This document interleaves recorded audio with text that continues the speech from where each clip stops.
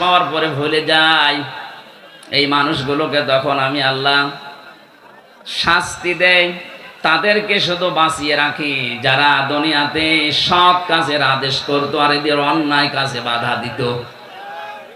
এই 15.5 বছরে আয়াতটা আপনি মিলাবেন, সূরা আরাফে আছে।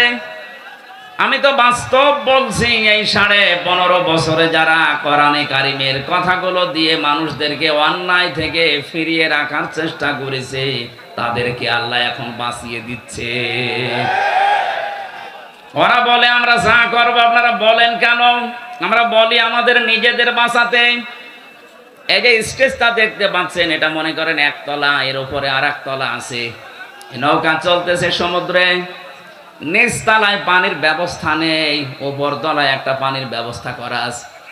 নিচের লোকগুলো শুধু মাঝে মাঝে সিঁড়ি বেয়ে যায় উপরে পানি আনতে।